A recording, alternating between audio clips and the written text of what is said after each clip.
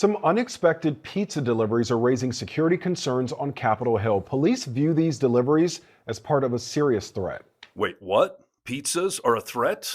Well, the answer surprisingly is yes, and I would resist the urge to laugh at that. I'll explain, and I will tell you, in my younger years, I was a pizza delivery guy, and it was unfortunately common for some bored teenager to prank a friend by sending them a pizza they didn't order. It was harmless enough, mainly annoying for me since I wasted my time and gas driving out there, only to not get paid. But this news story about pizzas getting delivered to lawmakers and judges is currently flying under the radar, but it's a canary in the coal mine. It's a warning sign that should not be ignored. So will you go ahead and hit subscribe right here to Really American Media? I'm going to dive a little deeper into this and give it the attention it deserves before it's front page news everywhere else after it's too late. Remember that pizza story? We should have paid attention. Yeah, it's a sad reality that political violence has become commonplace ever since Trump went down that stupid golden escalator to announce his bid for the presidency. Lots of examples. The hammer attack on Paul Pelosi, the attempted kidnapping of Michigan's governor. How about this article from 2020 highlighting 54 cases of violence in Trump's name, or, of course, the recent political assassinations in Minnesota. So, what's up with these pizza deliveries? This morning, authorities are investigating anonymous pizza deliveries sent to members of Congress and the people who protect them. Sources tell ABC News multiple lawmakers, both Democrats and Republicans, along with U.S. Capitol Police leaders, have received unsolicited pizzas at their homes. The deliveries likely aimed at sending the message, "We know where you live." It's not a laughing matter. Yeah, like I said, avoid the urge to laugh at this story because he's right. It's not a laughing matter. And I know that clip said that some Republicans have gotten these pizzas as well, but I'd be willing to bet that those are Republicans that have spoken out against the MAGA agenda or tax cuts or whatever. But regardless, this is a type of doxing that should really be illegal as domestic terrorism, and it is most commonly aimed at liberals. Here's what the Capitol and police in D.C. have to say about this. Capitol Police saying these recent pizza deliveries are troubling and yet again bring to light the heightened threat landscape we are living in. Security in the spotlight after those shootings targeting Democrats in Minnesota last weekend. And just in case this seems like a pie in the sky kind of threat, and no, that's not a pizza joke. Well, maybe a little. Just listen to what this federal judge went through. Federal Judge Esther Salas's son was murdered in 2020 by a gunman posing as a delivery driver. In April, she told ABC News, hundreds of judges around the country have also received pizzas, some ordered in her son's name. And that says what?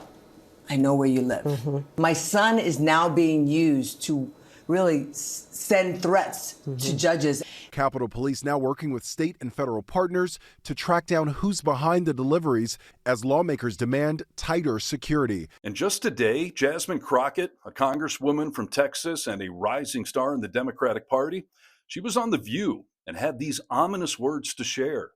Do you feel safe as an elected official in this political climate? No, not at all. I mean, here's the deal. I do this job, and the fact that my safety is a part of doing this job is really bad in and of itself. But while we spend millions upon millions just so that this guy can go and golf, or while they spent $45 million for his little birthday parade, you know, like, I'm just saying, can we reprioritize some of those dollars, right? And there are Republicans that are concerned. And to be clear, they're not really concerned about the radical leftists that they talk about. They're concerned about MAGA. Because we saw the same thing happen when we had the speaker election, right? And so when people were mad about them not voting for Jim Jordan, they started threatening their spouses and all kinds of stuff. And another thing that they're not talking about that really ticked me off, because I just learned about it in the midst of what happened, is that someone has been sending pizzas to members' homes, and they've not done anything. And before anyone out there tries to dismiss this as just a naturally occurring hazard of being an elected official, nothing that we can blame Trump for, let me just remind you of his repeated calls for violence against Americans that oppose him. So if you see somebody getting ready to throw a tomato, knock the crap out of them, would you? Seriously. Okay? Just knock the hell. I promise you, I will pay for the legal fees. I promise. I promise. We're not allowed to punch back anymore.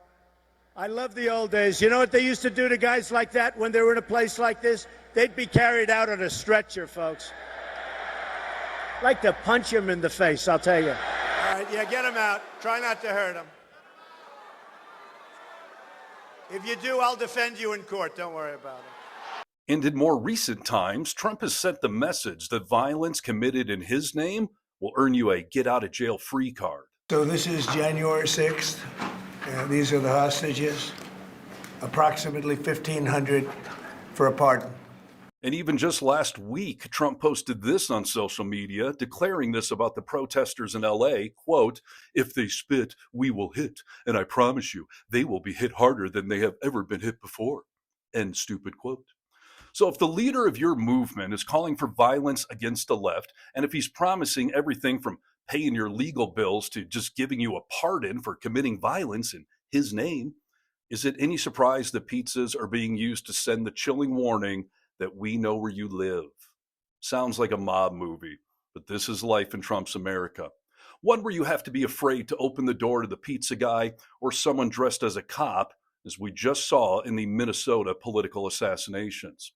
If this case scares you, or if it's making you mad, that's good, because you're paying attention, and we need that.